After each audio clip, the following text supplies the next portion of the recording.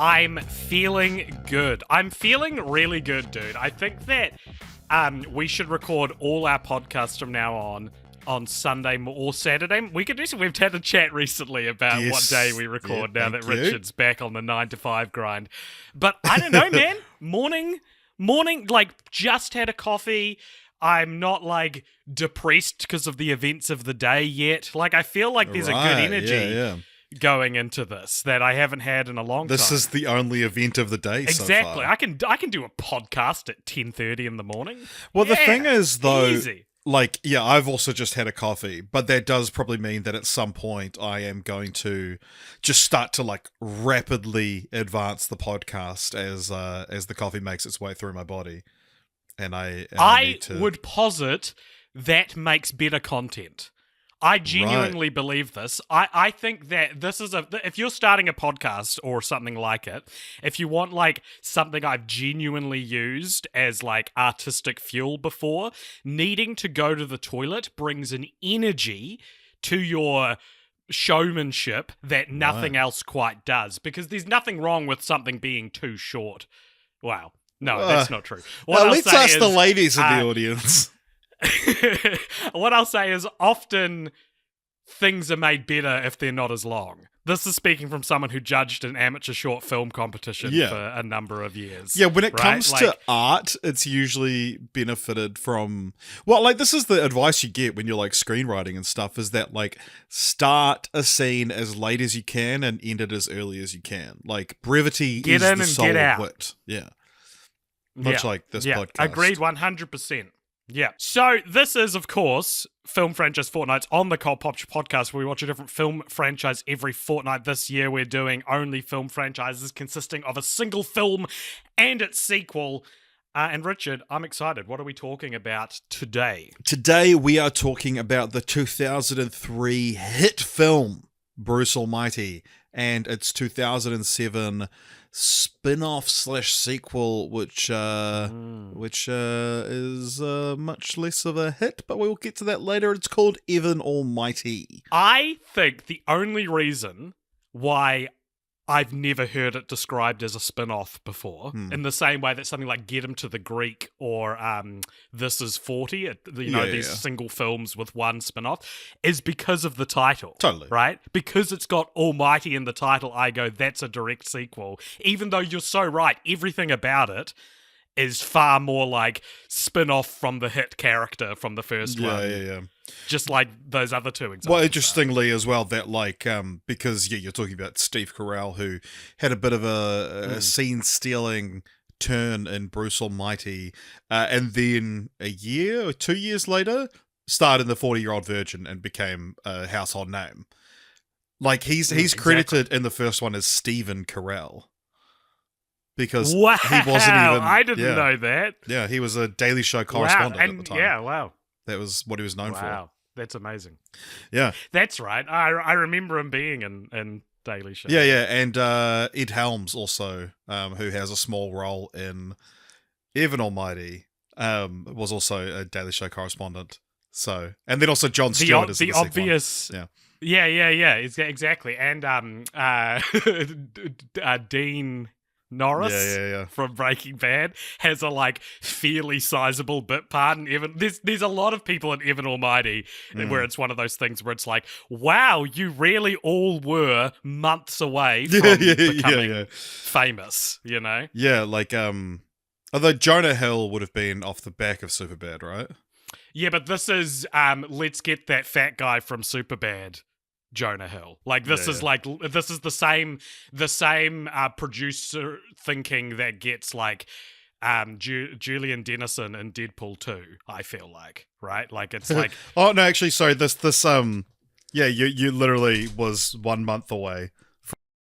Less than a month away. There we go. Look at that. Yeah, it was a month. It was like 3 weeks before Superbad. There we go. Yes, but first off, let's we've been talking a lot about Evan Almighty, but we do have to talk about Bruce Almighty first. I'm so sorry, AJ. It came out in 2003, as I mentioned, directed by Tom Shadyac, who also directed the sequel.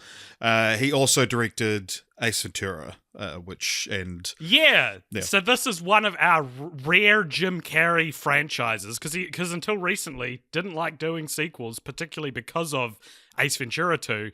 But this is simultaneously our second Jim Carrey duology and our second Tom Shadyac duology, right? Yeah, although he also was in Dumb and Dumber 2 after declining to return for Dumb and Dumber Rare.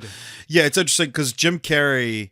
a lot of people will say that there's like this trio of terrible sequels he turned down, being Son of the Mask, which we've covered, Dumb and Dumberer, which we've covered, and Evan Almighty, which we are about to cover. Like, a lot of people put those three on the same plane.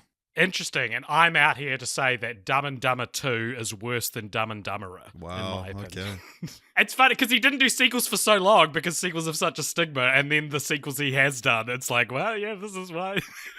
Yeah, well, this is why you don't do sequels. There's the great screenshot of his Wikipedia page that says like he announced his retirement from acting, saying that he would only return, if there was a script written in gold ink handed down from the gods. Jim Carrey signed on for Sonic the Hedgehog 3.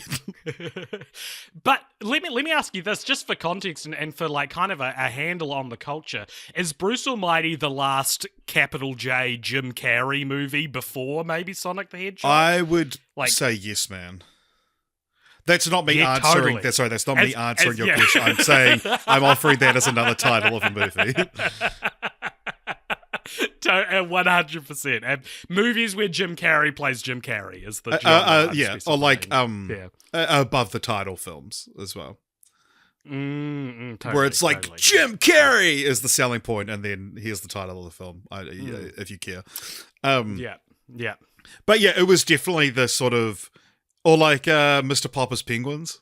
Yeah, but that's like a family movie. Bruce has raunch to it. Yes Man has raunch to it. Like, it's not... Yeah, he's sex with an old lady.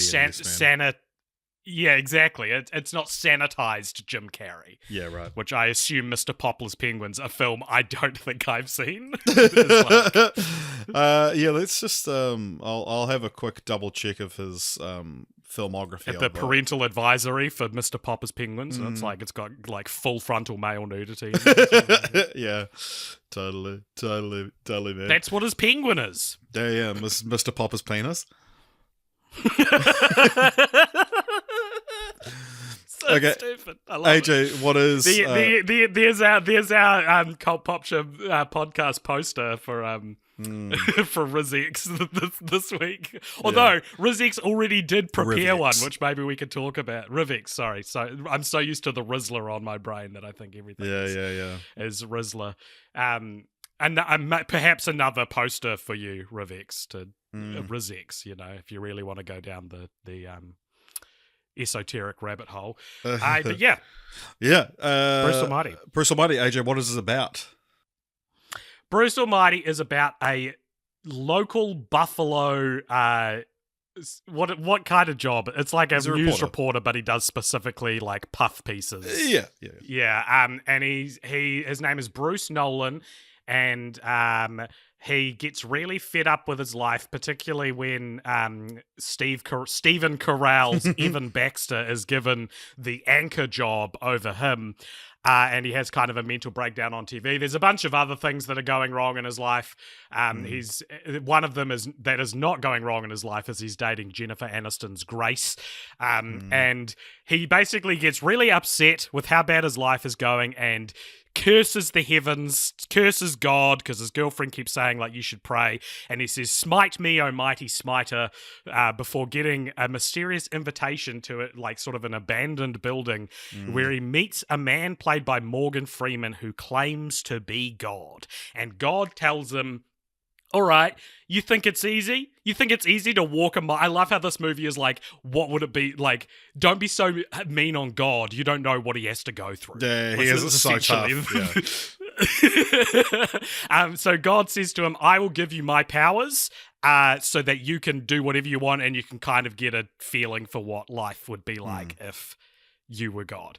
And so wacky hijinks ensue. He makes his life just like insanely better. He works through the puff piece by making like a meteor crash into the middle of Jimmy Hoffa's body appear. Yeah, things like that where he gets exclusives, gets known as Mr. Exclusive, manages to like humiliate Evan on live TV and get the anchor job, but then it turns out, Richard, when you have the power of God, sometimes there are consequences to your actions, and the second half of the movie is him dealing with the consequences of his actions. Yeah, that's the plot of Bruce Almighty, is it not? It is, Jay, quite famously so. And yeah, so I would assume that you and I are both sort of in the same boat or in the same arc, if you will, that we've seen this movie multiple times. Like this came out sort of at the right time for us. We were 10 when this came out, and it was you know, it's a family movie. It's like a 4-quadrant movie. It does have those little racy moments, but this is the kind of show that was on TV all the time. I would have seen this a bunch of times. According to my Letterboxd, I watched this on my birthday in 2019. I have no recollection of that, which was the year that I watched a film every day, which I wouldn't recommend doing. Nice. But yeah, and I gave it... What, watching Bruce Almighty on your birthday or watching a film every day? Either. But yeah, so like you pick one. You've seen it. You've seen it before, I assume. And what do you think of it? How's your relationship with it evolved over time? Because you would have watched this as a Christian at some point, I imagine. This is incredibly. I am so excited to talk about Bruce Almighty, Richard. I think this is deceptively one of these films. It's the same thing happened with Crank. Where I watched it and I was like, oh my God. Same thing happened with Butterfly Effect. This is one of the most important movies I've like for AJ, right? Yeah, this movie is so written into my DNA in a way that I'd totally forgotten about, because yeah, you're right. I grew up very Christian, and there was something very cool about this movie to me as a Christian, to see a broad comedy, like a mainstream comedy in which God is involved, and yet my parents don't seem to think it's sacrilegious or anything. Both films are actually quite earnestly like God is real and has a like. It's I wouldn't go as far as to call God them, is like, real and he's black. That's what I call a film. I wouldn't Ravix, get on it. Yeah, I wouldn't. I wouldn't go as far as to call them like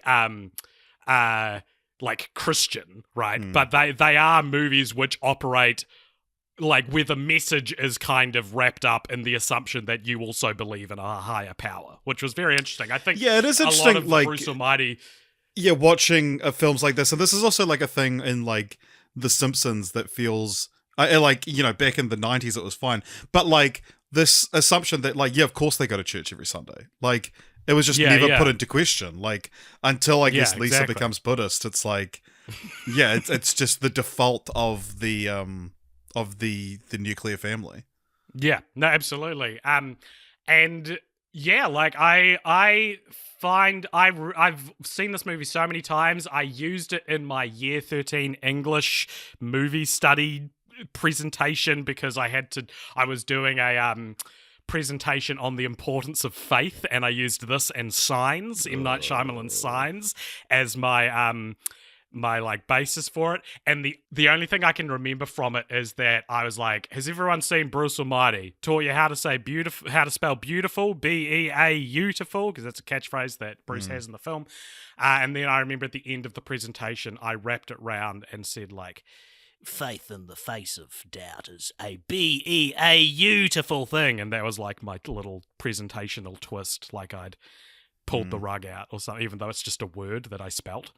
It's like no more significant. Pulled the rug out from under them. Yeah. No, I'm how'd he do that? How'd he do that? Yeah, so like I've long found the premise of this film fascinating. I want to talk about that further. I think it is such a good idea for a comedy, especially around this era.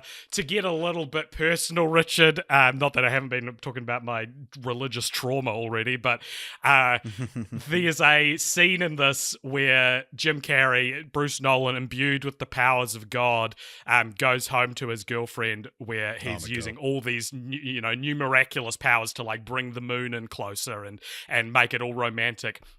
And then while she's getting ready in the bathroom, he starts saying the word pleasure over and over again, and through showing and not telling, which is important to what I'm about to clarify, we can see that Jennifer Aniston's Grace, what's her surname? She does have it.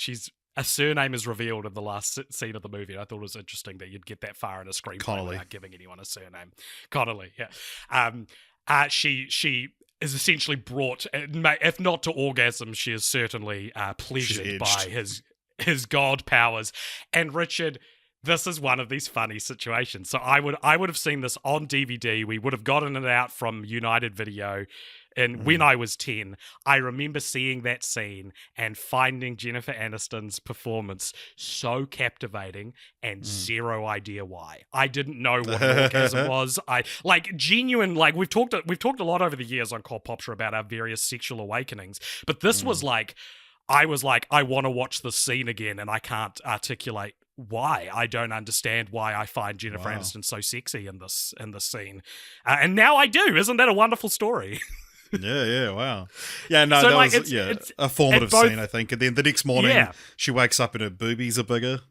Exactly. And it's so interesting to have this movie that was so formative for me as a Christian, because it was like about like how you can tell stories about God and still have like a mainstream audience and still have a sense of humor about it.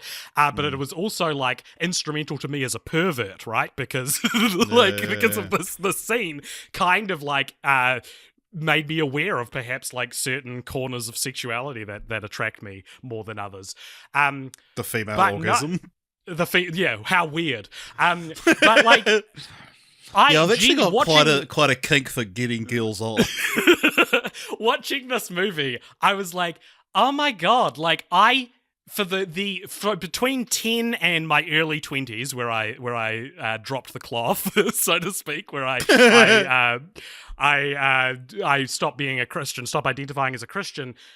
I think Morgan Freeman's portrayal of God was kind of the guy I was picturing between those ages. For that a little over 10 years that I was still Christian after I would have seen this movie, Morgan Freeman's personality, his like, just the way he presents God as this very calm, but so in control, so loving, but also he's got a great sense of humor. He's cheeky.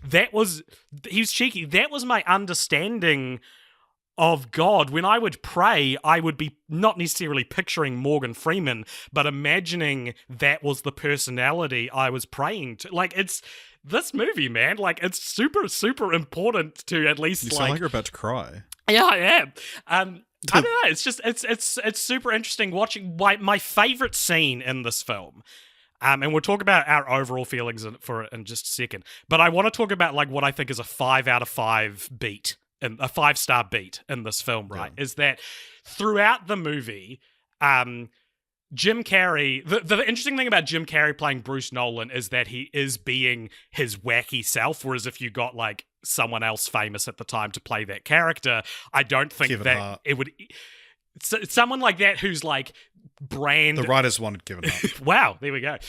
Something like that where like a comedian's brand is so inherently about like who the actor is, right? Like where like it doesn't jump off the page. So if you got Kevin Hart to play Bruce, I don't think necessarily there like some lines which Jim Carrey absolutely chews would just be a forgettable line of dialogue, right? Like he's still very much Jim Carrey. He would just say beautiful. He wouldn't spell it.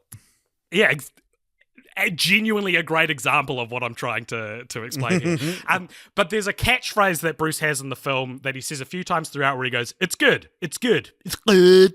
And it's like this wacky thing that you don't think too much of. And then he says it maybe like 5 or 6 times across the course of the film. And then at the end, when, you know, everything's falling apart on him and he doesn't know what to do, he gets hit by a truck and goes to heaven, where he has sort of his like last sort of like pep talk from God. And God talks to him about how he has a divine spark. Which I think is interesting. He says, what I love about you, Bruce, is that you have a divine spark.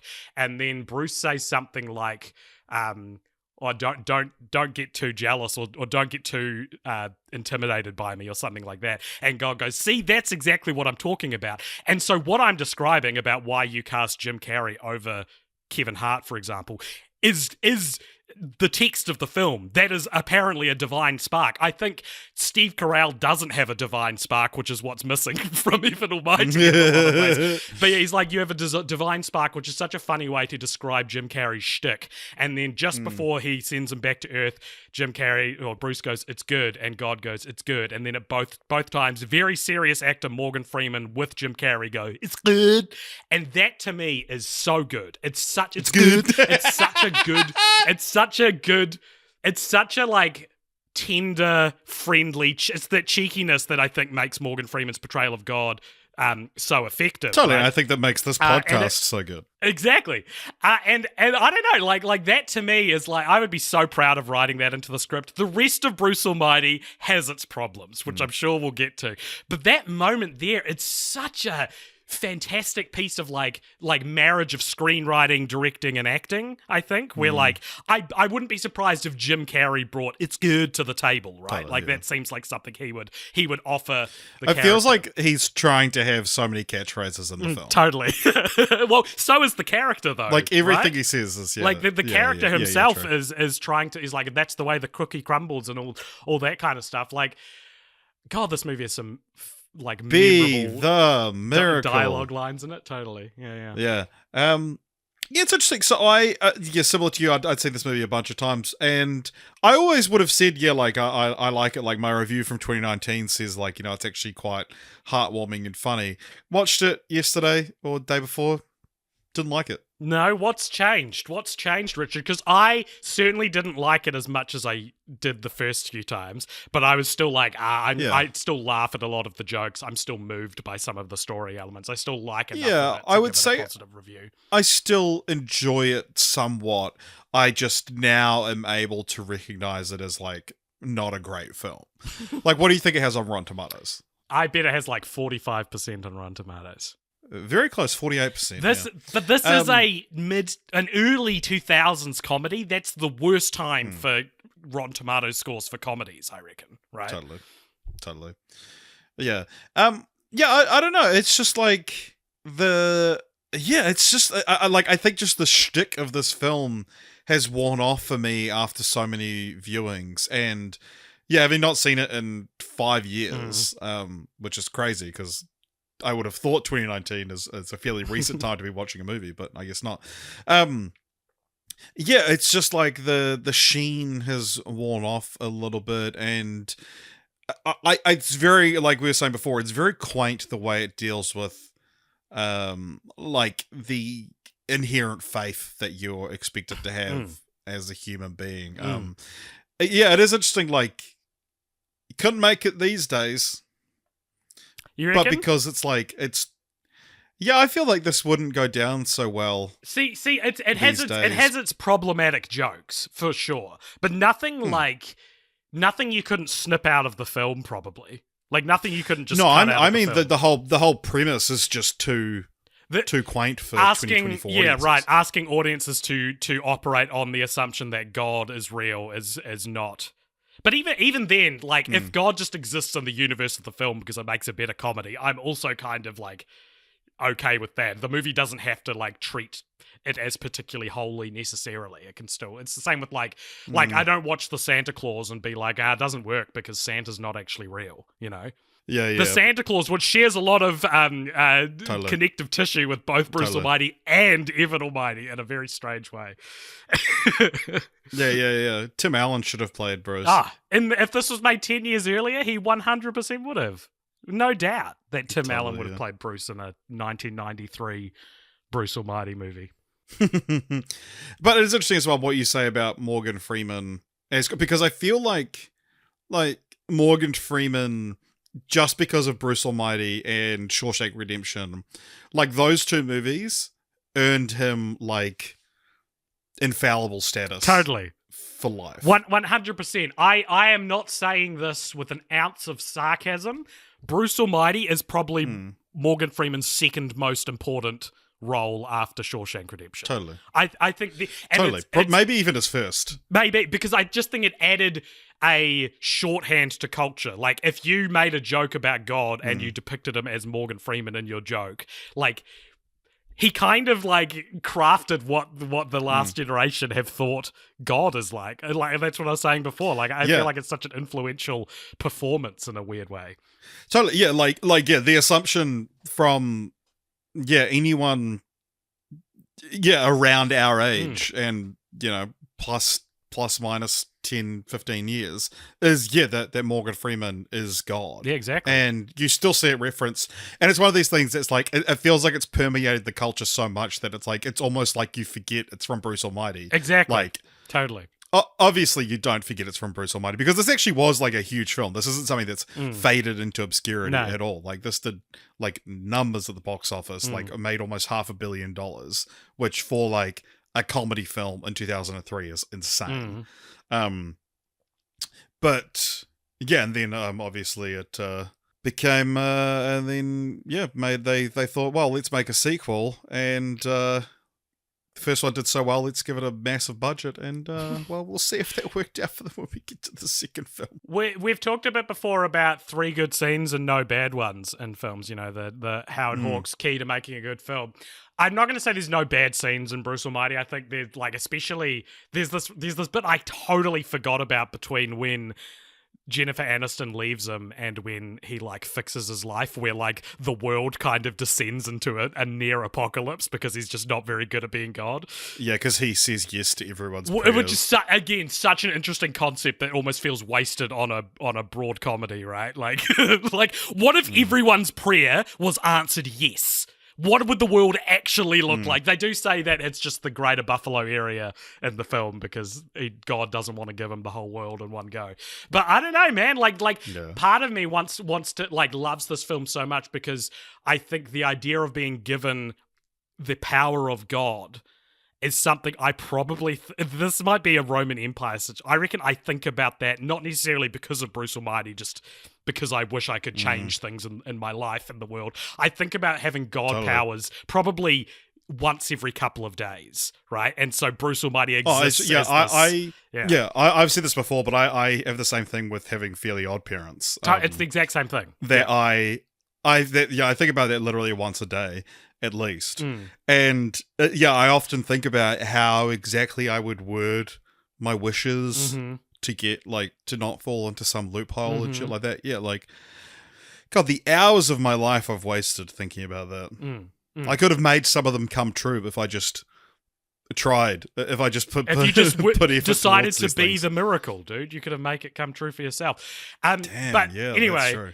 The it's good scene with God, that's one of my good scenes. The other 2 good scenes in this, I think, are when he parts his tomato soup when he first gets his God powers and he parts it like the Red Sea. I think that looks visually so spectacular. It's such a direct reference to something like the 10 Commandments.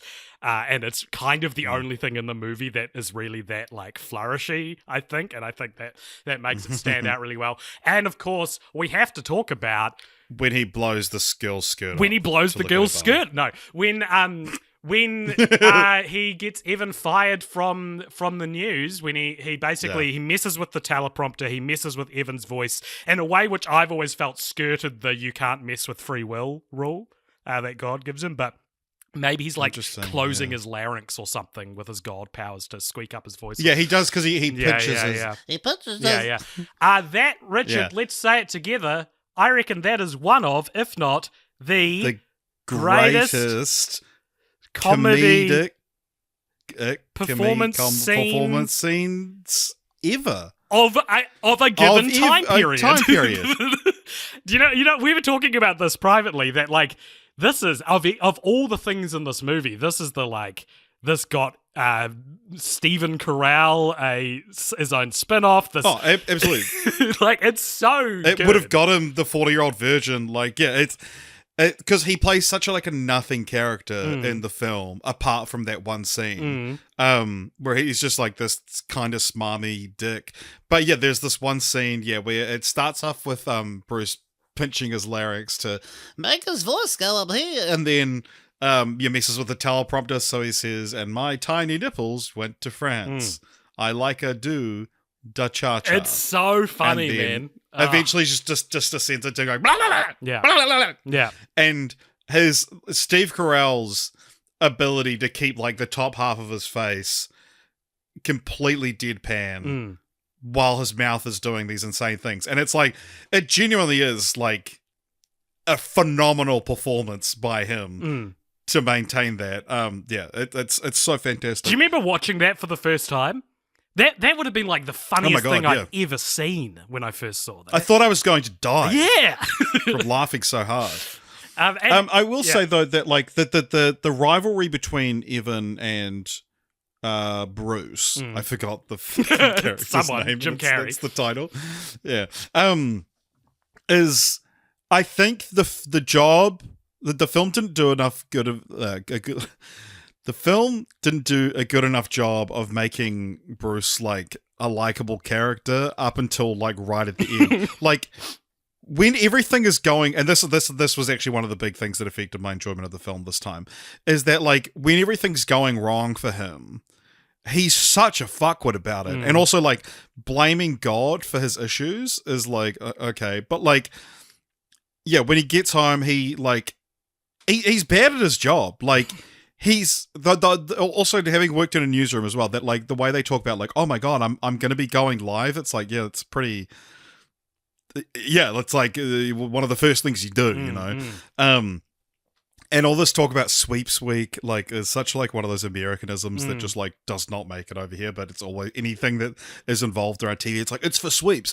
But then he does his live cross at like the Maid of the Mist and is terrible, and then gets back to home you, and fuckers. Like, I wrote that. I went to Maid of the. Well, I didn't go on the Maid of the Mist, but I went to Niagara Falls a couple months ago, and all I could think of the whole time was "back to you, fuckers." I was watching the Maid of the Mist boat like descend into the fog, and I was just like, "I wonder if Jim Carrey's on the boat." Yeah, probably wasn't. No. But, he probably would have been filming Sonic 3 at the time. Just another way in which this movie feels so personal to me, though, you know? Yeah.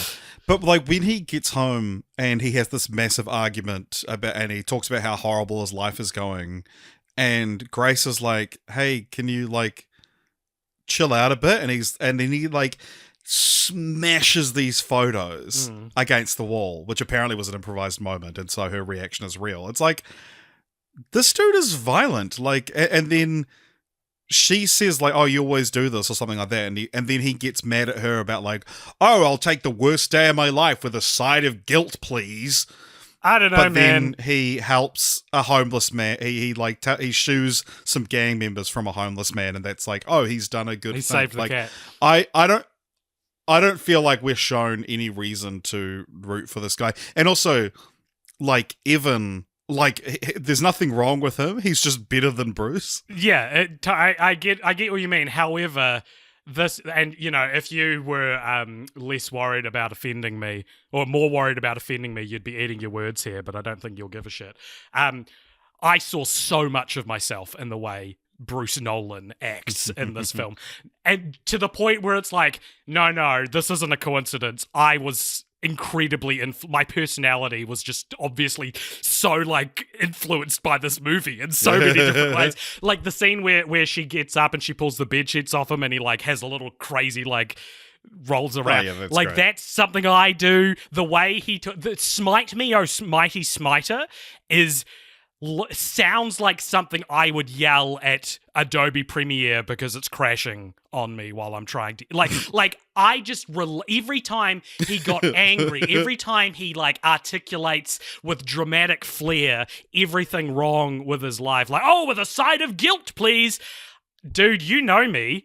That's how I fucking talk. That's how I talk about myself. That's how I deal with like hard stuff in my life, is I like become kind of a Larry David type and like try to like at least find some kind of like enjoyment in how I'm able to present the information to someone else, like just so I can have a little bit of like dopamine from this situation, right? Like if I get high from being able to perfectly articulate what is wrong with my life at a given point in time. You do.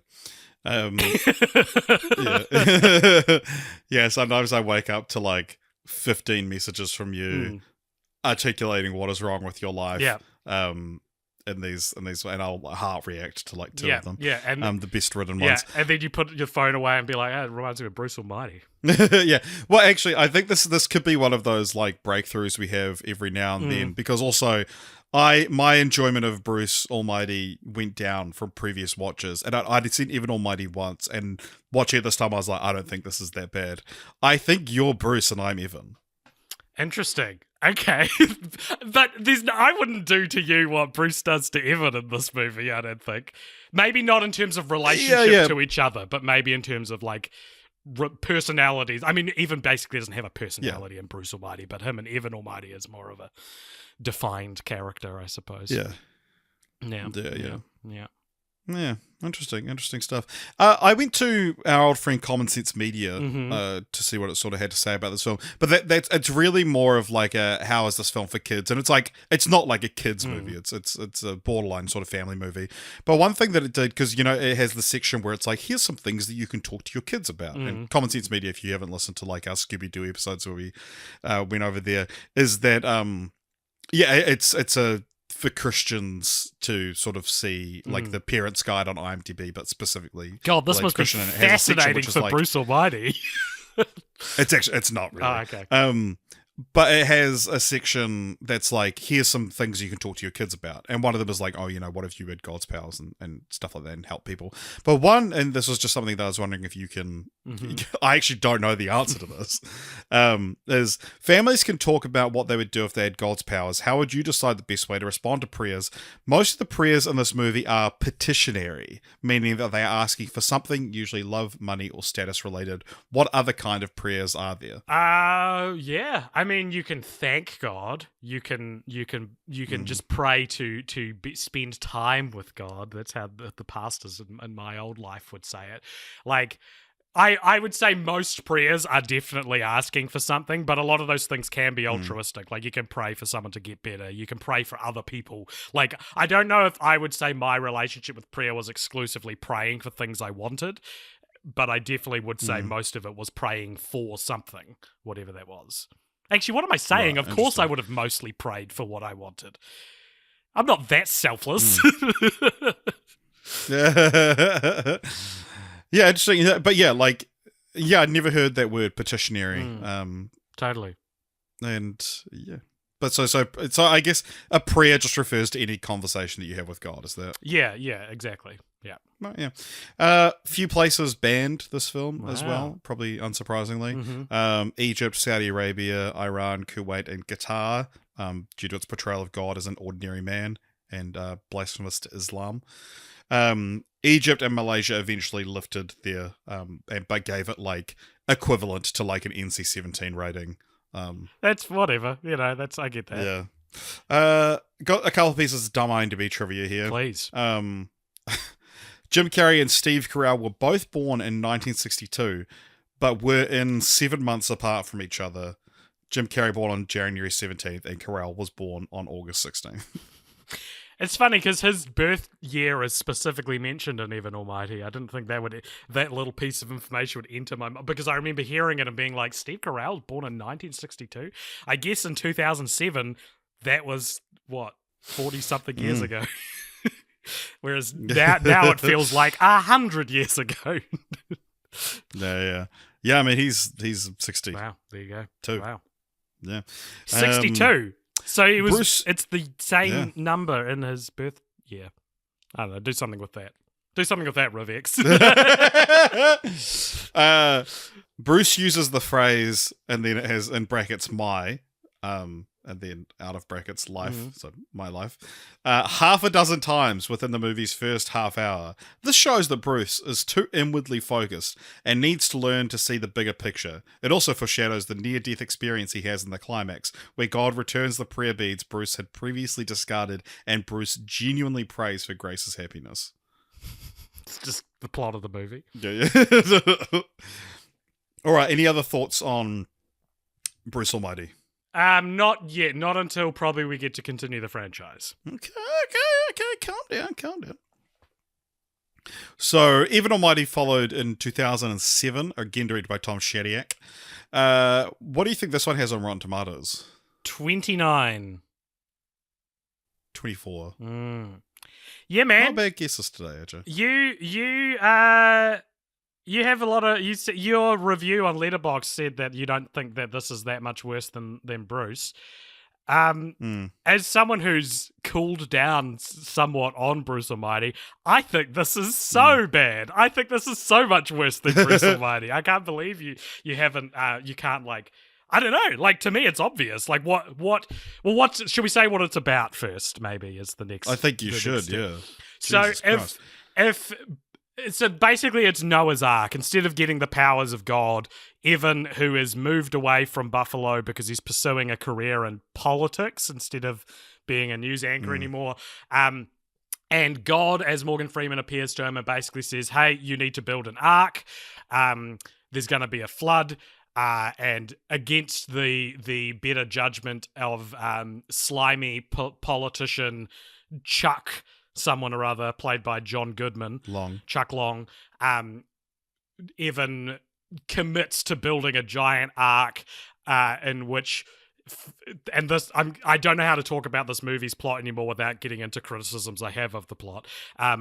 For some reason, animals 2 by 2 arrive, even though the flood that it's actually a reference to. It has context. Wow, the biblical story of Noah. But the animals in the Noah story arrive 2 by 2 because the whole world's getting flooded.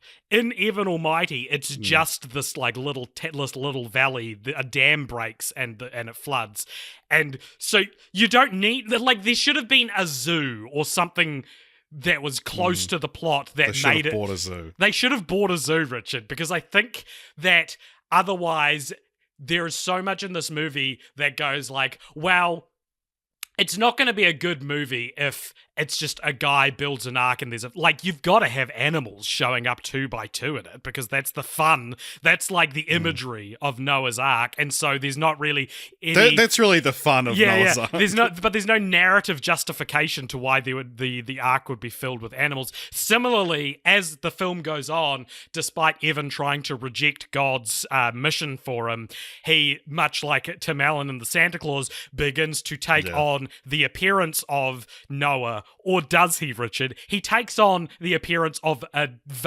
Halloween costume of a Bible character, like long white hair, long white beard, and a robe. I bet Noah, if he was real, which he probably wasn't, didn't look like that. You know what I mean? Like that would be like if someone was trying to authentically portray like a pirate, and they use the pirate voice, even though that was invented by Hollywood like 100 years ago, right? Like, to me, it's so surface level because they need to make the film more silly visually.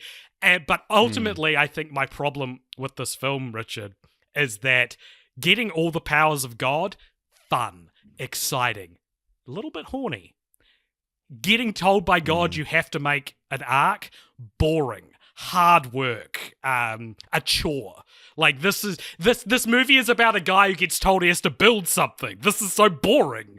It's so much, at least I would say to that's Bruce. A problem with the Bible, though, Totally. AJ. Like, that's a problem. Your issue is with the teachings of God. No, I don't think it is. The Christianity has boring chapter. Like, I'm saying that the premise of Bruce Almighty is so good because it's like, what if a mortal man had the powers of God? That is not in Evan Almighty. Therefore, Evan Almighty, no matter what God's role in that story is just going to be less captivating to me because I think having that God power is what makes the first one such a I'll watch this movie kind of. Yeah.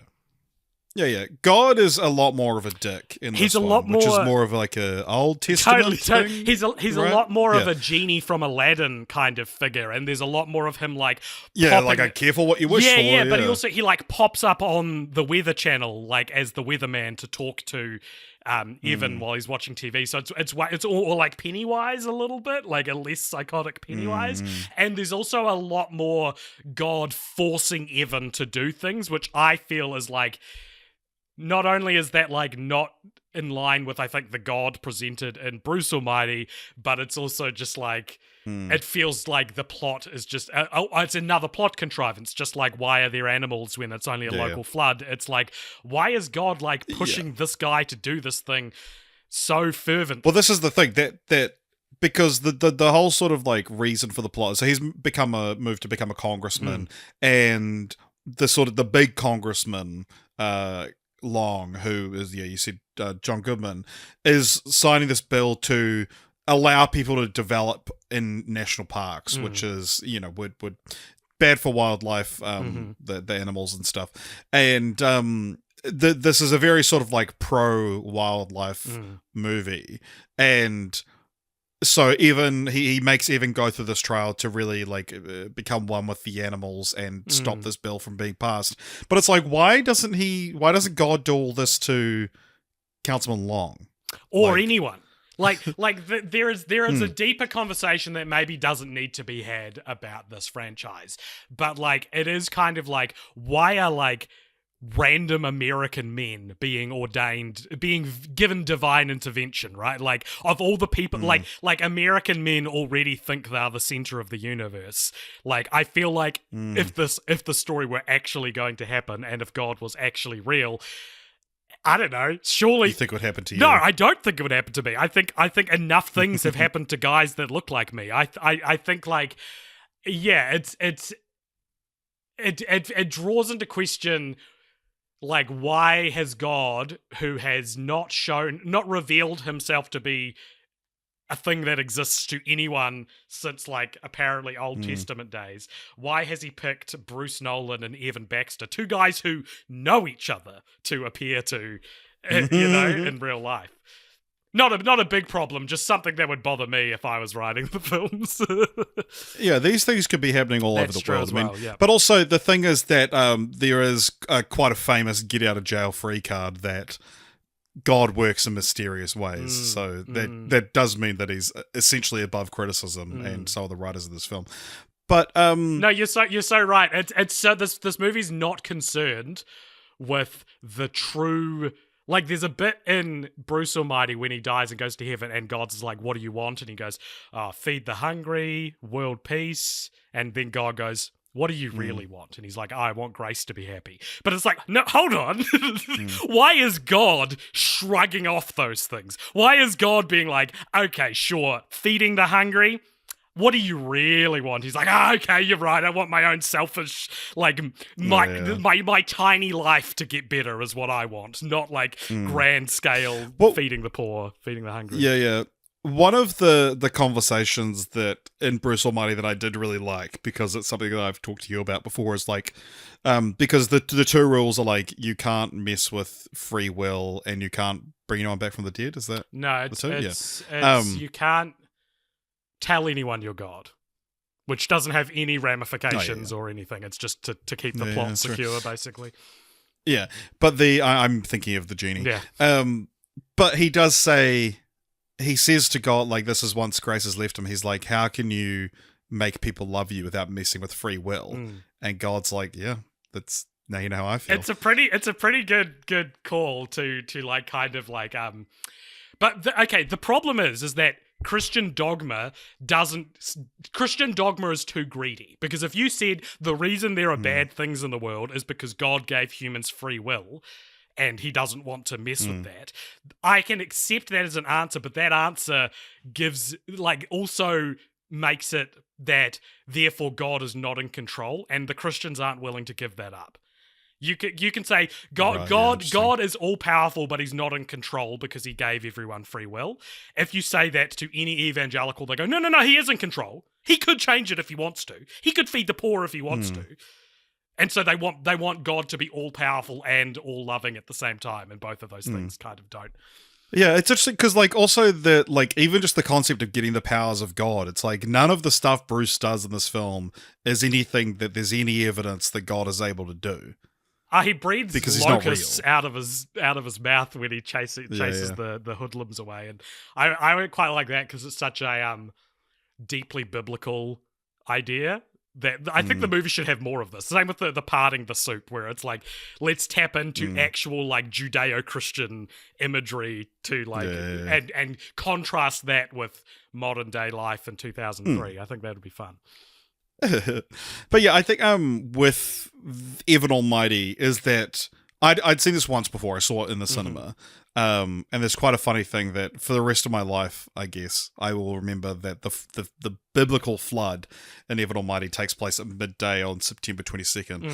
Because I remember being in year 9 in 2006, which is like first year of school, and I had my heart ripped out of my chest on September 22nd, 2006. And then I went to go see Evan Almighty in June of 2007.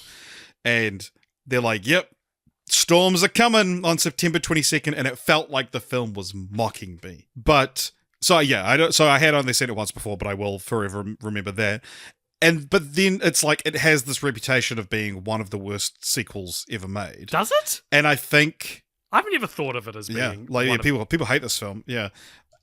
And maybe now we mention the fact that we do have a listener. If you've ever heard us talk about getting comments from someone named the Almighty Watcher, they are named that because they have seen Evan Almighty 52 times, taking a page out of Worst Idea of All Time's book. And yeah, Evan Almighty chose him because it is like a famously bad sequel. It's a box office bomb, yada yada. But I think because with that reputation it's had for the last 15 years or so, watching it again, I was like, this isn't that bad.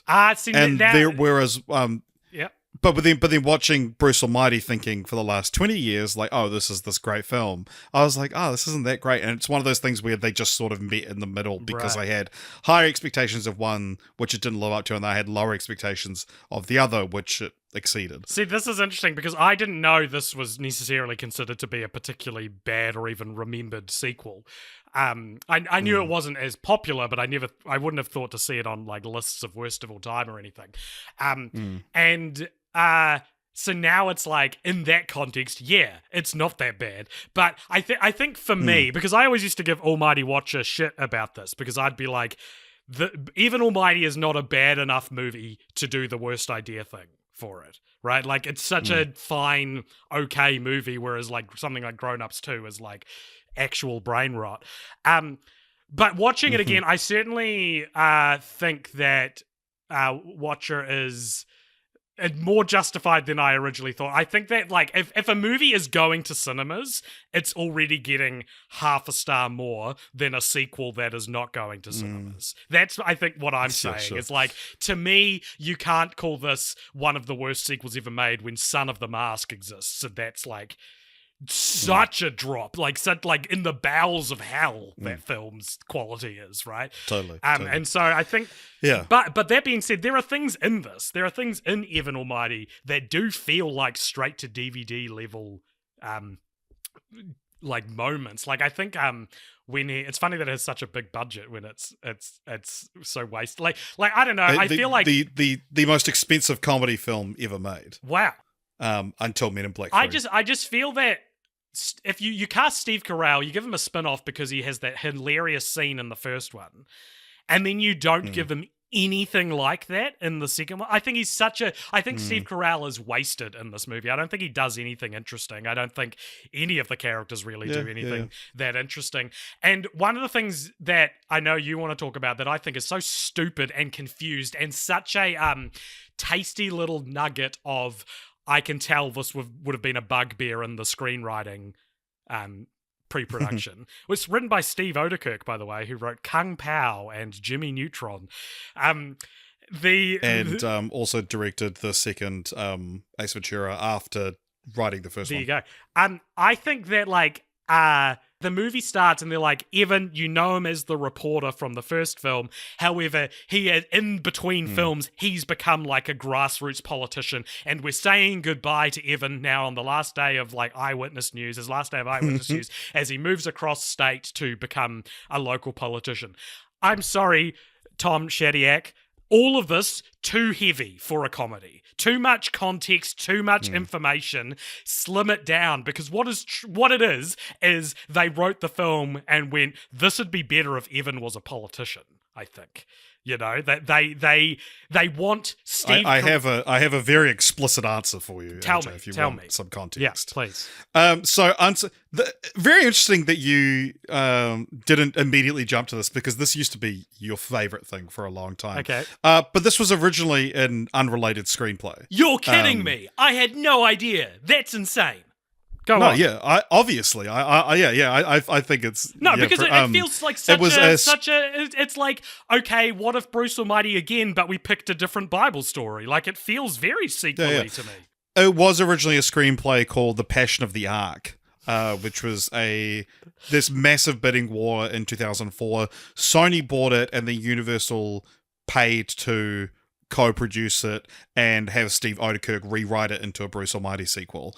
But then eventually the whole original script was thrown out, and Oedekerk wrote it from scratch, so he has sole writing credit on the film. It was originally written to be just Bruce comes back, and I guess he's now a congressman or whatever, but he declined, and then Tom Shadyac convinced Steve Carell to return, saying, hey, well, he did some of the funniest stuff in the first film, so why not spin him off into a different film? This is so interesting for so many reasons. One, because I'm now, for the first time in my life, imagining this as just Bruce Almighty 2, and Jim Carrey's in that role, and how different they would be. But no, here what confuses me about this like setup as well is, like, would this story not still work completely if Evan was still an anchor or a reporter of some kind? Well, I think he just has to have that connection to Congress. Like, I think that okay, here's my rewrite of Evan Almighty, right? Evan is a disgraced news anchor after the events of Bruce Almighty. He has been fighting for years to get his career back, right? Maybe the Congressman Long stuff starts happening, and he is reporting on it as a news reporter, but then maybe his internal struggle is about, like, news needing to be politically neutral, but this guy is clearly doing something terrible for the world, and that, like, the responsibility of, like, they talk about in the film, with great power comes great responsibility. I believe it's from Evan Almighty originally, that quote. Like God comes to him and says, even though there's a conflict of interest because you're a news reporter, I have selected you to take on this guy. Like, to me, that you can easily do it without him being a congressman in it, and just keep him as a reporter trying to, like, regain respect, like save his reputation, redeem himself after the events of Bruce Almighty, right? Surely that's what. But yeah, it is. Yeah. It's funny about the conflict of interest thing, that, like, he shouldn't still be an anchor at the start of the film. Yeah. When it's like, oh, he's also a politician. It's like, no, as soon as you would have to declare that. Like, that's insane. You've worked in a newsroom. Like, people that date you politicians, weren't even camera facing most of the time, and you weren't allowed to tweet opinion, right? Like, even you as people had to quit because they were dating a politician. Like, there you go. Yeah, that happened while I was there. Like, because it's a conflict of interest, especially if you're, like, working in the political gallery. But yeah, it's such a odd thing. But yeah, the idea of it being Bruce Almighty 2, Bruce Almighty, or, like, what would you call it? What's a pun on the Noah's Ark story? Surely Bruce Almighty is what you've got to call it. Bruce's Ark? Or Bruce of the Ark. Bruce, just Bruce's Ark. Story Arc.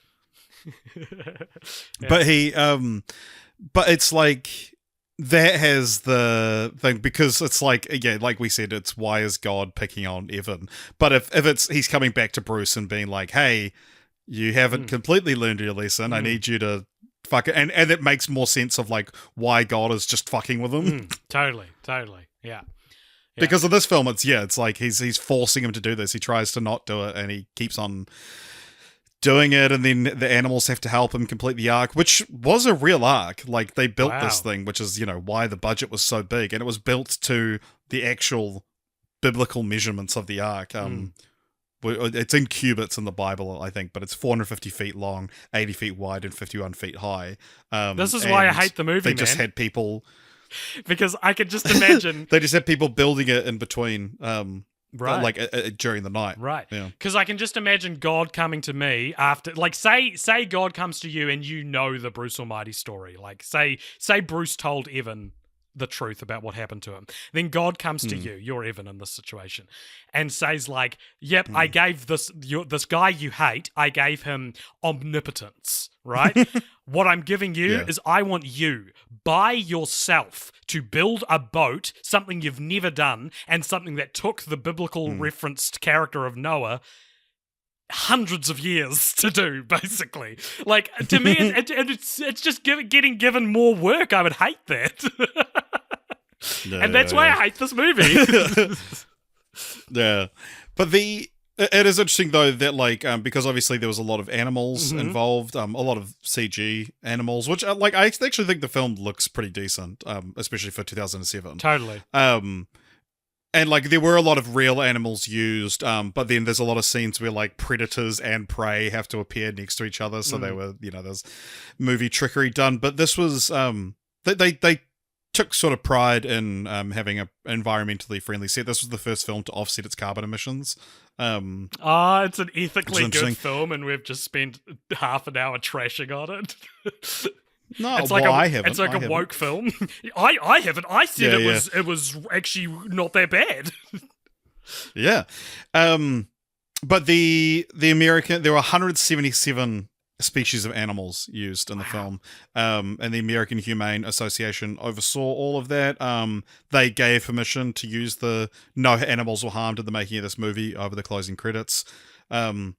But all of this work to put animals in it, and they're borderline a plot hole in the film, like narratively unjustified completely. Oh yeah, Peter, not Peter Griffin, but PETA, I was the thinking animal Peter organization. They had issues, as they fucking always do.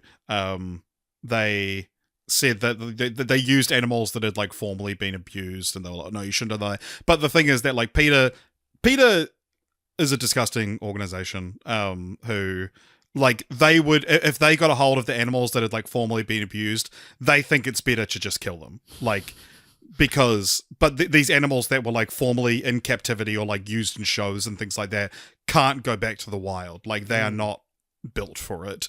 And so being used in films and, like, being given, like, they are pampered on these sets. Like, this is, I remember, was it in, like, Silence of the Lambs, that, there's, like, the moth that's, like, has the skull on the back of it, that it's, like, even though, like, those moths were, like, I've heard, like, Jodie Foster or Anthony Hopkins talk about how, like, they were the best treated cast members on the set, these moths. Like, they are so pampered and so taken care of. But yeah, like Peter, like, steals pets and kills them. There's multiple examples of that happening because to them, animals are better off dead than working with humans. Like, yeah, it's that's so interesting because I've always been, for years and years and years, I've been peripherally aware of, like, everyone hates Peter, and I always just think it's so funny because how shit at your organization do you have to be the face of something as altruistic and wholesome as, like, protecting animals and be hated by mainstream, like, people who don't know anything about you know you're a shitty organization. Like, it's like how Skype was pipped at the post by Zoom during the pandemic. It's like you have the best you shouldn't even need a PR. You're helping animals. That's something like 90% of the world could probably get behind, and yet somehow you've fumbled the ball and become, like, this disgraced organization. But yeah, like, Tom Shadyac did sort of say, like, he gave some comment essentially being like, yeah, I understand their complaints, but I disagree with it.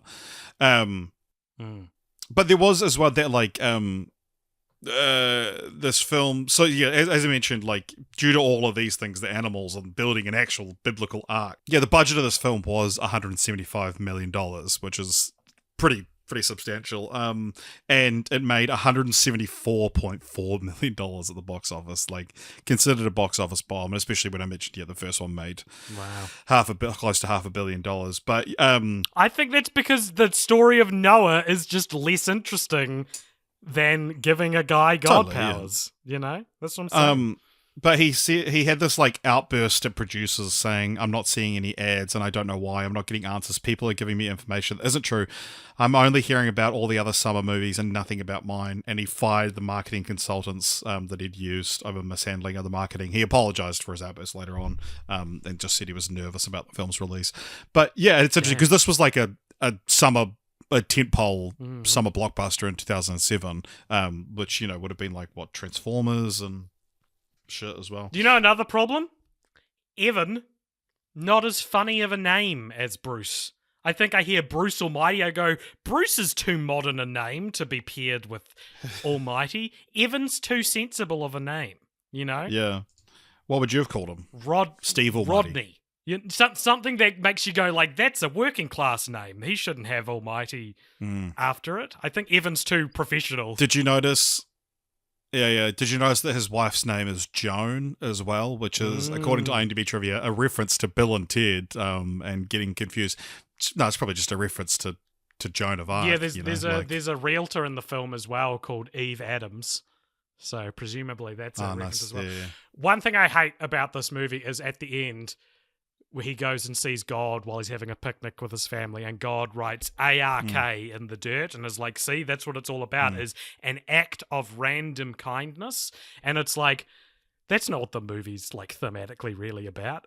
Like it's just... Well, and also it's called a random act of kindness. Yeah. Everyone knows it as random act of kindness. If I'm watching that first draft, my feedback is like, cut the act of random kindness set up and payoff. I don't think it's really relevant to what the movie's saying at all, because he mentions it. I remember the start and then writes it out at the end, and it's like, see, an arc is just a random act of kindness, but it's like, no, it's not. That's an investment. Well, one thing I did like is that like in this film, and again, like one of these explanations of God's will that I kind of enjoyed, is that like he says, if someone prays to be more patient, does God just give them the ability to, like, does God give them patience, or does they give them an opportunity to be more patient? And the thing is that he says, oh, you wanted to be closer to your family. I didn't just make you closer, but I gave you this arc to build with them, which brought you closer together. But it's like just the whole the Santa Claus of it all, that he like transforms him into this character is it's just like so extraneous and like humiliates Evan Baxter. Like he's ridiculed on the Daily Show, which I think is a really funny cameo for Jon Stewart, because it's like the jokes he's delivering are bad, and it's like. It seems like the joke is that the Daily Show isn't funny, like, which is funny that it's where Ed Helms and Steve Carell both got their starts. Yeah, and also like I don't know, I was gonna Google this, but like because he lives in upstate New York, I guess, but then. Oh no, I guess he moves to Washington DC, doesn't he, at the start of the film? Because I was wondering about like how far the flood actually travels for him to end up at Congress, that surely thousands of people will have died. Oh, you mean the flood? Yeah. So the flood absolutely kills people. Like we're shown like the neighborhood it gets on the arc. So like the initial houses it smashes are theoretically don't have people in them, but also there's no thought taken. Like the final moments, other than the picnic that happens, that's the final scene. But before that, it's like zooming out of like this arc has crashed right at the fucking Capitol Hill, and there's all these animals just leaving, and then you hear this news reporter voice be like, and the last question is, of course, is what to do with all these wild animals. Well, something tells me that if God got them here, God can get them home too. And it's like, that's a pretty handy line of dialogue, Steve Odenkirk, isn't it? But also, you've really like, dealt with a little problem there. Like, imagine like pitching that to your news boss as well as the end of your script, like. The fuck? We like, cannot acknowledge the existence of God as a neutral, as a politically and religiously neutral. I guess it is America, so it's that's true. So it's probably a little bit different. But yeah, like, and they also say like they obviously reinstated Councilman Baxter. Yeah. Yeah, all these just like that end news report is so convenient. It's so funny. Yeah. But yeah, I don't know. I had fun with the film. But it really is just I just didn't hate it as much as I thought I would, and I don't even really remember what I thought of it in 2007, other than the fact I thought it was mocking me. Yeah. I did reach out to Almighty Watcher, who has seen this film upwards of 52 times. Much to my chagrin. Reached out for comment. You didn't want us to reach out. Don't think he deserves it. Is that what you're saying? You didn't want to encourage him. And he declined to comment, which I was like, okay, fine. Says, really appreciate the offer, but I'm all good. Pretty sure. I asked him if he wanted to come up with a continue the franchise, and he said it would probably be the same as what you say, which is interesting because I've probably my most thought out continue the franchise in a long time, I think. Wow. Well, yeah, if you're ready, we can move on to continue the franchise. Please. Interestingly, it was revealed a couple of years ago in an interview with the screenwriters of the original film, Steve Corrin and Mark O'Keefe, that there was a sequel, a direct sequel to the first one. I remember this. In the works, this breaking called Brucifer, which what a great title, where he gets the powers of the devil, which is like, oh my god, what a fantastic fucking idea for a sequel. Both Jim Carrey. Who would play the devil? I'm going to read essentially the article that has a piece of information, and then we'll have a big discussion about that. Yes. But yeah, Jim Carrey's manager and Jim both wanted to do Brucifer. Corrin said, we went in and pitched it, but it never quite worked out. Because it was later on, it would have been another giant movie, and I don't think they wanted to do it. It just didn't work out for some reason, but a lot of people loved it, including Jim. It would have had Jennifer Aniston's Grace die, and then Bruce loses his faith, and they said, you tend to lose your faith when the world seems unfair, and that's what got him. It came from a serious place, but we were going to write it in a very friendly way. We certainly didn't want to depress people. I think that scared the studio a little bit, but to Jim's credit, he totally understood that we were going to make a big comedy and thought everyone would connect with it. It was going to be him using his powers of Satan to bring Grace back from the dead, saying...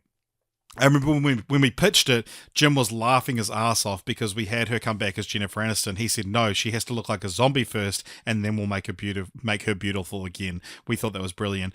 It was going to be the trials of Job, essentially, and maybe you can explain that a little bit more. The world had not gone his way since he was God. Everything was great for a while. He was married and it all fell apart. He was once again questioning everything and then got a different way to solve things.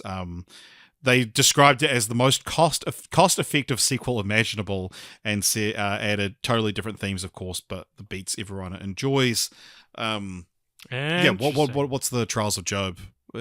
Basically, it's a story where God proves to the devil that a guy named Job will love him no matter what, and the devil's like, fine, I'll take you up on that, and Job's like, family dies, and everything bad happens to him, but he remains faithful, proving that God can do whatever he wants, and humans will still worship him. Basically, it doesn't make God. I never thought it made God look particularly loving.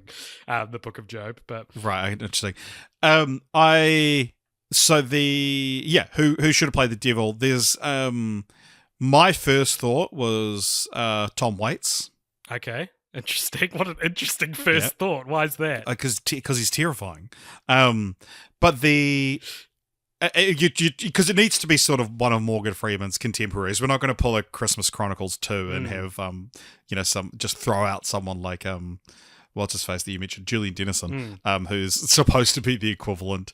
And it was actually, that is the story of Lucifer as well, the Christmas Chronicles 2.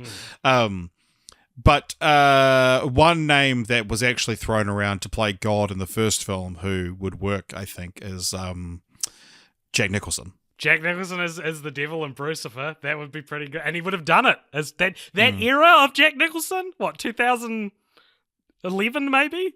7? Yeah, he would have done it. I'm of two minds about this. On the one hand, I think that, like, God, imagine if you had met God, you were God, and then your wife died. That would drive you insane. That would be such a personal insult to if you knew God personally, right? Yeah.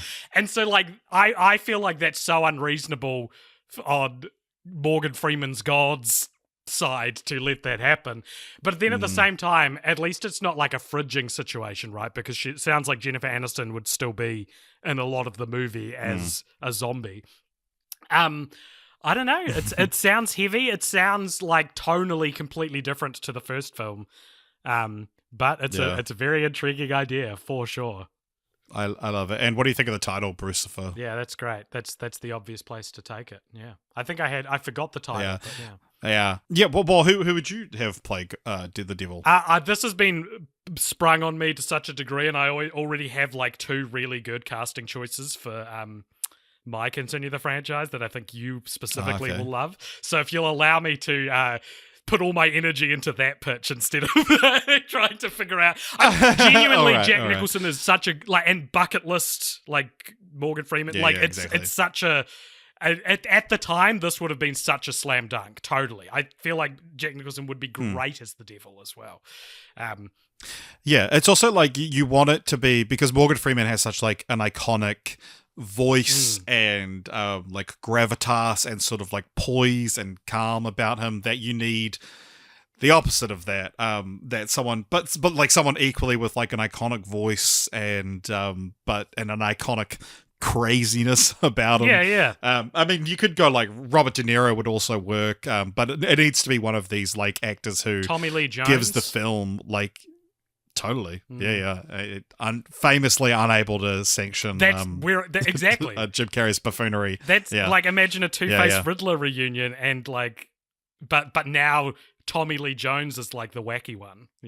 Is the buffoon. Yeah. And Jim Carrey is the one unable to sanction it.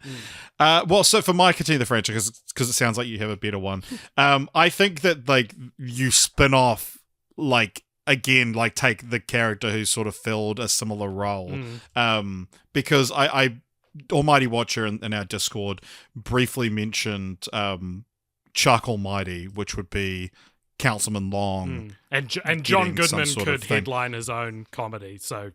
I've thought of that as but well. I think in the sort of like trickling down and you take the small character who blew up after this film, but I feel like Jonah Hill's character, who has a very small role in this film, is the one that you make, and his character is called Eugene, so Eugene Almighty, I guess. That's great. But you could quite. I'm not as familiar with the Bible as you, but I feel like it would make sense to do Jonah and the whale, right? Mm-hmm. Yeah, because his name's already Jonah. So I have in my free time since 2007 have thought of like what other Bible stories could you do a third Almighty movie like as a backbone for, and I've honestly never really landed on anything because I get stuck on that problem of like getting given the powers of God, which actually isn't a Bible story, by the way. It's just so much more like that's why I would want to see another Almighty movie and not so much like here's another Bible story, because I don't know. Like, do you know what the Jonah story is like about in full at all, or do you just know the whale? He gets eaten by a whale or some That's shit. at the end. Like, so much of it is basically God is like, you need to go and convert this like depraved city, and Jonah goes, no, they're too depraved, and he runs the opposite direction and gets eaten by a whale as like punishment for running away from God's plan for him. So if anything, it's almost too similar to Noah, I think. Maybe. Yeah, what about like, I don't know, Methuselah?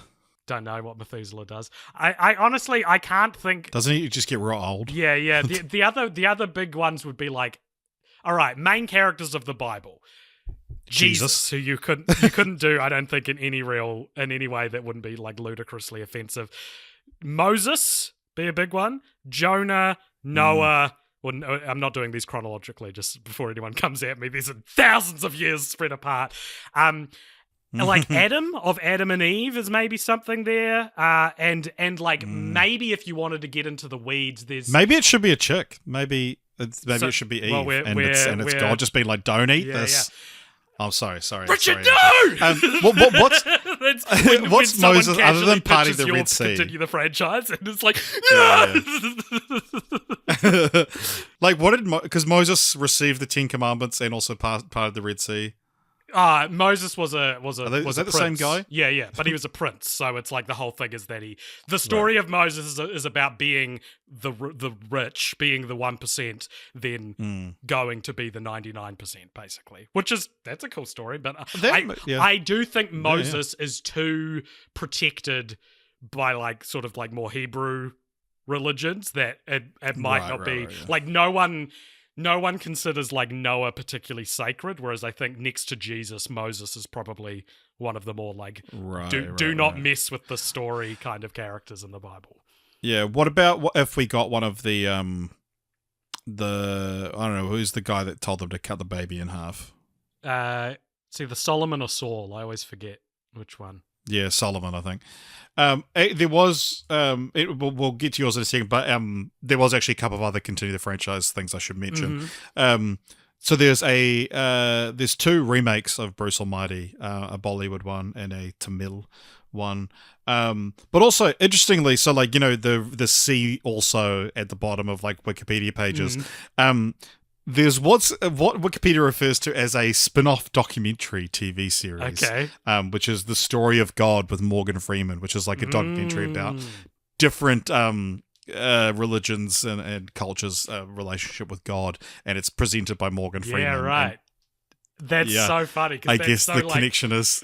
That's so funny because that documentary series would not have got to get permission from the Bruce Almighty producers. Like, it's separate enough. Like, God is a public domain character, I guess. So. Yeah, but it's also like, it wouldn't have existed without Bruce Almighty. Yeah, they're funny.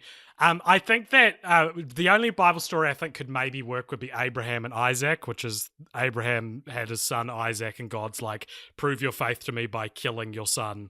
And so he takes him up the mountain, and then God's like, just kidding. Oh my God, I was joking. Yeah, Jesus Christ. but that fertile ground has absolutely been ploughed. A lot of this has been ploughed already in Year One, the Jack Black, Michael Cera caveman movie. Like a lot of the stories that you could kind of like do in a unique way in something like a Bruce Almighty threequel, I feel like maybe Year One already beat them to it. All the obvious jokes and things like that. Damn. Yeah. So yes, go. What's yours? So the first thing, I went on such a journey with this because the first thing I thought was I could absolutely see, like, especially, you know, I work in news, like movie journalism now. I could absolutely see the headline, so-and-so director attached to Bruce Almighty reboot. And everyone would be like, what the hell is a Bruce? Because initially I was just like, I think I could direct a Bruce Almighty movie. I think, like, I am so fascinated by that source idea, that original idea.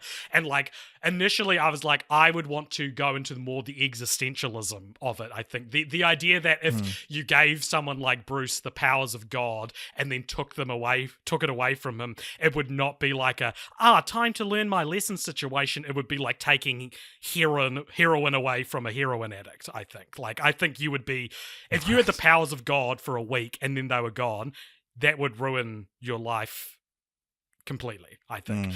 But then I thought, well, has there ever been a more obvious contender for an all-female remake, right? Like, or all-female reboot, where you could fix a lot of the, like, kind of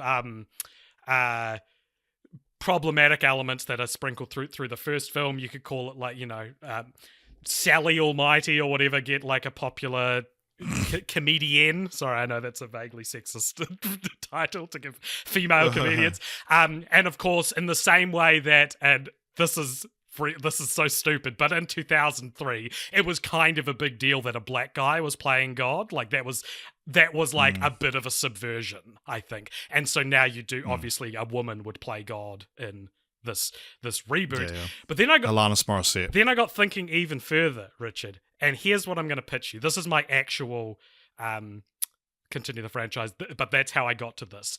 As I was trying to think of actors, of cast, who you would cast as these two roles. And instead of an all-female reboot of Bruce Almighty, I'm pivoting to a gay main character.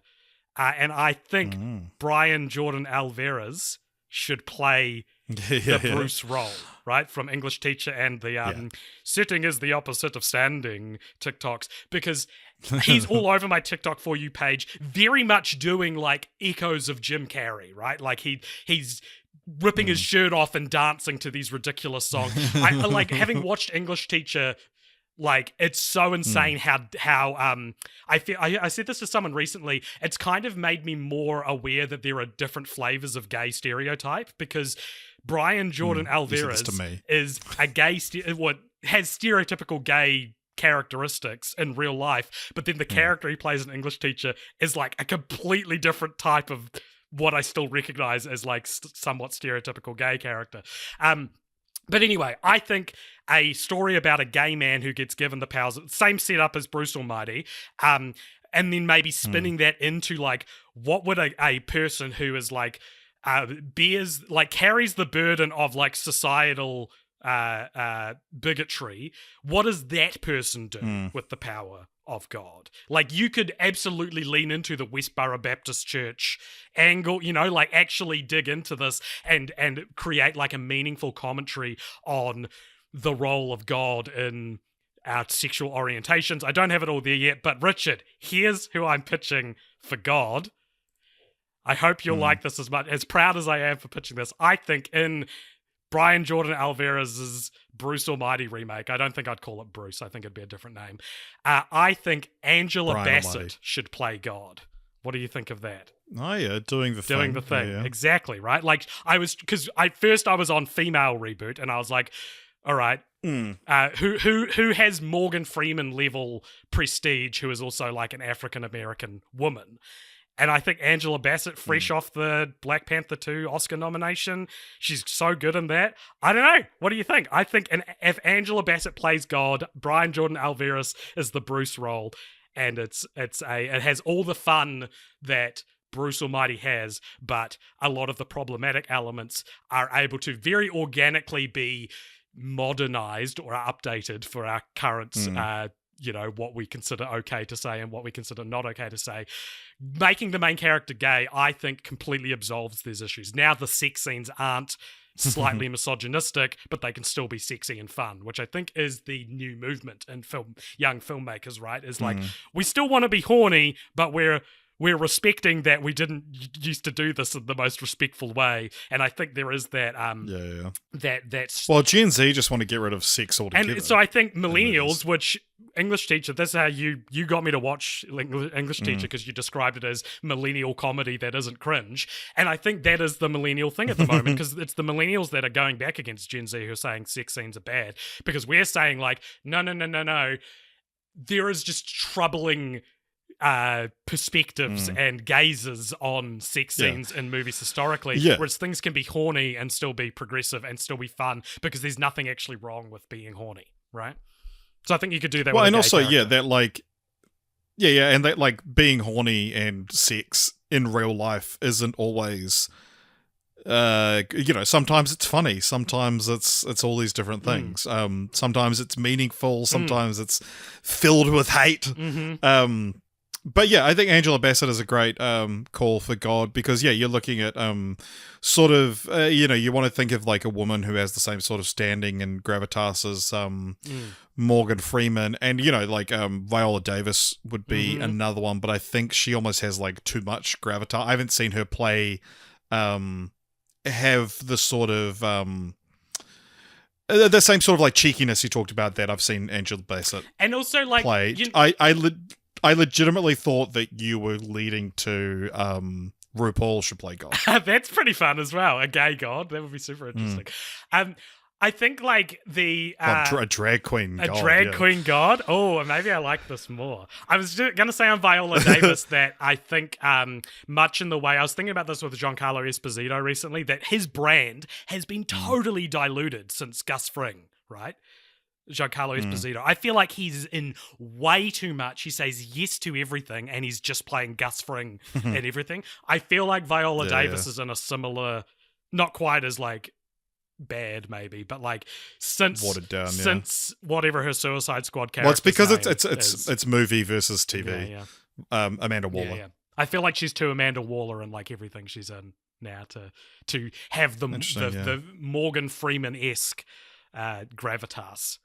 I don't know. This is just me talking, but no, I'm excited. I think these are very exciting casting ideas for this kind of movie. And if someone heard this, if a producer heard this podcast and tomorrow was like, "Hey, do you actually want it?" I would say yes to this project. I think this would be fun. I think you could use the fact that it's a Bruce Almighty reboot as a launch pad, and then just do completely your own, like follow your own interests. Well, actually, it's interesting. There's it is technically based on a book. Really? The first film called Almighty Me by Robert Bausch, which came in Wow. 1991. The rights of the book were sold to Hollywood Films, which is the division of Disney. But the book and its author are uncredited in the film, so I wonder. It's either like a Meet the Parents situation where it's like, we don't want anyone to know this is based on something, so they buried it. Or if it's like it ended up so different that it's like technically Like the Terminal, same sort of thing with the real life story it was based off. Yeah. All right, so I guess it's time to rank that franchise now, isn't it? Please. So we'll Yeah. head on over to letterboxd.com and our letterboxd.com/cultpopture/list/FFF-ranking, and we can add this to said list. Do you think this goes above or below the constant speed? I think perhaps Speed is more of a intrinsically. The structure of Speed, I think, makes more sense as a franchise, but I do think Speed 2 is probably worse than Even Almighty. Although Speed 2's fun, and Even Almighty isn't fun at all, is it? Or is it? I Maybe enjoyed a little bit. What do you think? Where would you throw out a random placing for it that you feel is right? Is it better or worse than Rio? I mean, I'd probably rather watch these than Rio again. Yeah. Okay. Is it better or worse than An American Tail? Better, I think. By and large, there's like only because American Tail has. Actually, no, it's worse than American Tail. Okay, sweet. This is the new 100th franchise. Wow! How divinely significant. Wow, what a perceived coincidence.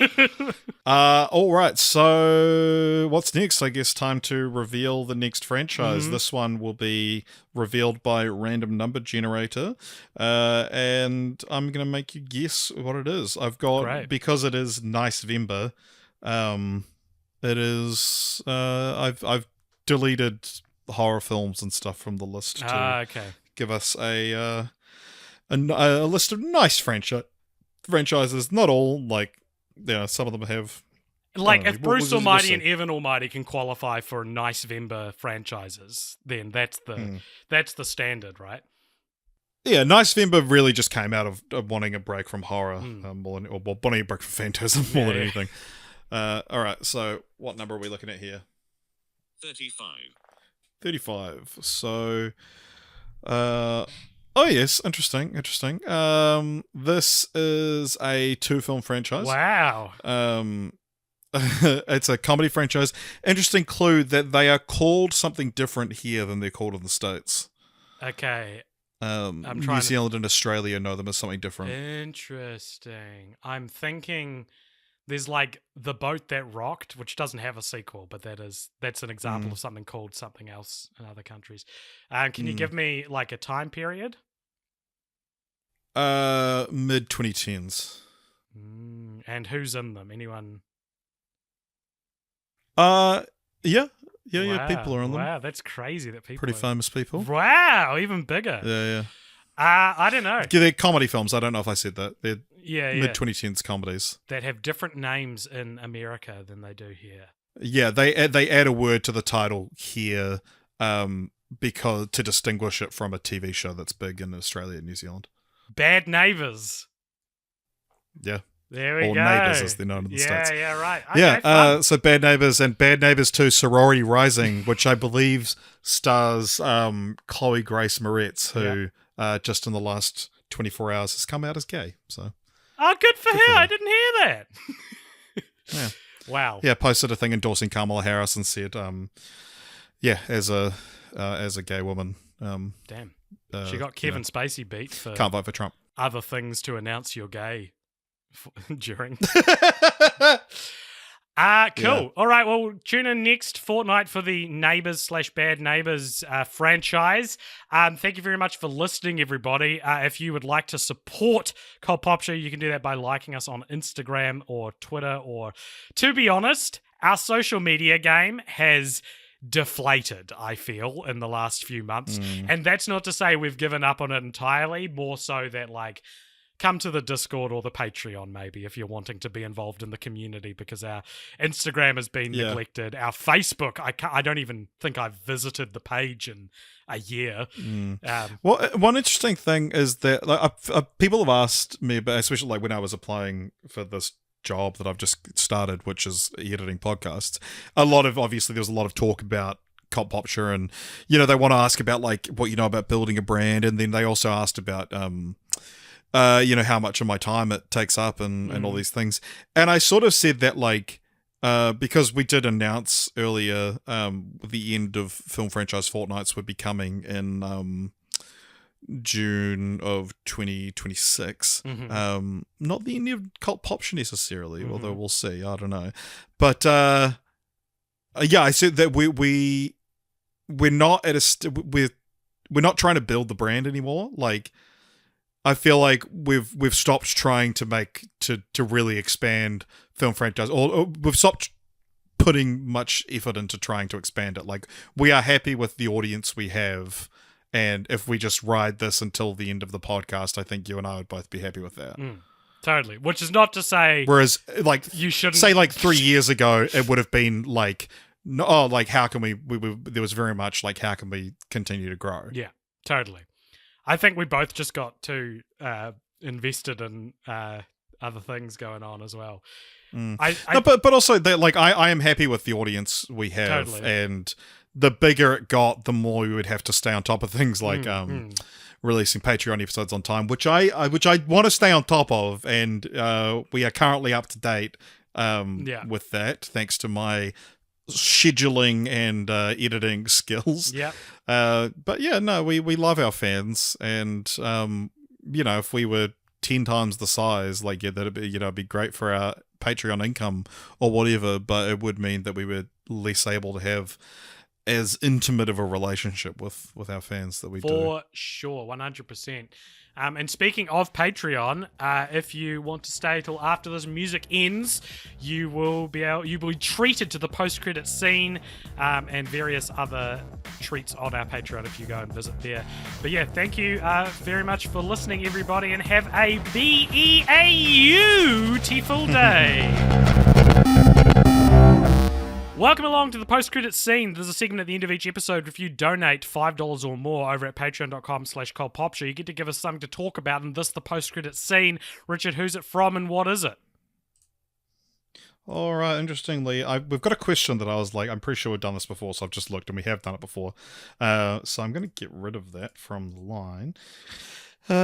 Because I did put the call out recently to, hey, can we get some more questions? And people were great. And so we've got a lot more to get through now, but going through all the messages. Anyway, don't need to bore you with all the details. Today's comes to us from A Bit More Cheese, who says, howdy, partners.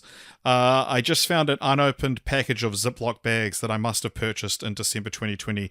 And now my fish is marinating excellently. What's the oldest thing you have kicking around your flat that you bought and haven't used but refuse to throw out? This is a funny thing, that this is like a big issue between me and Jess, is that like she calls me a hoarder, but I'm very much like, no, I can foresee using that one day, so let's keep it. Like, our house is full of like shit like that I just like, I don't know if I'm ready to throw out yet. Just one interesting thing that's not necessarily like an answer to this question, but we had this like gigantic, it would have been like a 2-liter jug of soy sauce that I think expired like 2 or 3 years ago. God, that'd be electric. That we've just expired soy sauce, my God. Well, it's like, what's soy sauce gonna do? Like, I have no idea. I'm too scared to find out, dude. But we've been using that consistently as our soy sauce for years, and we just finished it the other day because Jess has started making that viral TikTok cucumber salad, which requires quite a big dose of soy sauce into it. So we've just bought a much more reasonable size thing of soy sauce, which I'm excited to be making my way through. But yeah, what have I not been throwing out, AJ? You got an answer for this one, buddy? My answer for this is almost everything I own, dude. I feel like I Totally, am yeah. such a pack rat, and I have way too much shit for someone who moves house on an average of once per year. Like, I hate it. Totally. And it's like stuff that I this is such a cliche about growing old. But one thing I think that would be a good piece of advice to start giving people in their 20s is you, in your 20s, you are crafting the person you kind of have to be for the next period of your life. And I am so mad at me in my 20s for being a collector and not just like someone who didn't value physical possessions. Like I Totally. the other day I had to make my partner is living with me in my apartment and there's no room for any of their stuff. I didn't know right? that. We haven't spoken about that. Oh well, yeah. There you go. This is how I'm telling you. What a huge life change. This is like when I bought an Apple Watch, I felt bad for not telling you because I was like, I feel it's a huge thing in my life. You know when I moved into this, and it just hasn't come up in our conversation. You know when I moved into this apartment, they essentially moved in with me, then went to Canada before I did. So like this whole time, ever since I've moved in, they've basically been like we've been living together. Wow. Other than that 3 months or the 2 months when they were in Canada, but the like. There's no room for any of their stuff, and so I had to like put all my DVDs in like a drawers at the like TV unit like drawers, and cram everything in there. And like I emptied this Christopher Nolan Blu-ray box set I bought in 2012 that has all of the Blu-rays from I think Memento through to Dark Knight Rises. And I looked at them and I thought, I've never even opened some of these. Like, I think I put my Dark Knight Rises Blu-ray on my PS3 when I had a PS3. And I don't think, maybe I've watched The Dark Knight at another time as well. But, like, I've never opened my Blu-ray of Memento and watched it, you know? Like, I have all of these cool things. Memento, outside of that box set, was a hard Blu-ray to get for a long time. And I owned all the other movies in that box set, and I was hunting for Memento for so long. I do have it. I managed to get a copy of it. But, yeah, the Memento I always considered one of the pride and joys of my collection. And I always wanted to tell you this story, but I didn't want you to feel high and mighty for having that box set. Well, I do. So because when I saw that you had it, I was like, "Fuck you, man." Yeah, I don't know. But yeah, I also I put it away. Of a lot of that shit. Yeah. So I put the stuff away, and I was thinking about how I don't watch any of these DVDs ever, and I was just like, the whole point of owning these is to put them on display, and now I'm putting them away. Like, I should just get rid of all this shit. Because it's just stuff to carry. I have a, like, 2 feet tall Allie from The Last of Us 2 statue that I've done nothing with. It hasn't appeared. I used to justify getting the stuff because 2 feet tall is so big. Yeah, it's AJ. like this big. That's more like a foot. That's more like a foot, idiot. Like, I used to justify collecting all the stuff because I'd be like, oh, it'll appear in the background of a Cole Popsha video, which I don't make anymore. So I've got, like, all this decorative stuff now that I just don't look at, I don't appreciate, I don't value, I don't care that I have it. It's just become the equivalent of, like, my, like a nomad's bindle that he throws over his back and like, you know, travels the world with. Like, I just have that, but instead of like a stick and a handkerchief, it's a giant TV, a PlayStation 5, and like 200 DVDs. It's just all the shit that I have to carry it's actually around. like I recently like Jess never liked my DVDs and Blu-rays on display, and for a long time I was like, no, I want them. But now it's like, even if I own something, I will check if it's on streaming because it's easier. Exactly. Sad, than man. putting the DVD Depressing. in. But yeah, whereas like, I would say, like, because I've also sort of amassed a vinyl collection, especially this year. I always sort of had one, but I've really got back into it. And it's like, even if I don't listen to that as often, I think vinyl's a more like elegant thing to have a display of. And also, like, I just like the weight of it. I like the physical, and like, I prioritize buying like colored vinyl because it's like the actual product is nice, and also like, you know, beautiful artwork, or like having an artist's discography. But whereas like, yeah, my collection of DVDs, I'm and stuff, it's sort of having trouble reconciling with like keeping it, because it's also those things that if you want to move overseas, it's like, it's just this huge thing. I like the idea of like, you know, if I ever move into a house or like settle in to a place, having like a wall of them, and especially, you know, that if I made more of an effort to collect like rarer ones and stuff that are going to be hard to find on streaming or you know, out of print for whatever reason, that's one thing. But yeah, I mean, I just have like fucking, I don't know, what's a movie that I don't care about, The Expendables Triple Threat, although I bought that to do the podcast. Because like I have a lot of vinyls as well, but I think I'm just gonna sell everything, man. At some point in the next year, I reckon I'm just going to like sell everything I own, because it's like, I agree that like, especially vinyls compared to DVDs, that there's something more like bohemian about having your record player and records on display, which I also have and never use, even less than the DVDs, I think, is me putting on a vinyl. Partly because I've been collecting vinyl and getting various record players since I was 18, and I've never had a record player that wasn't broken, like beyond use, basically. Like, I feel like I've had such a struggle getting a record player to use.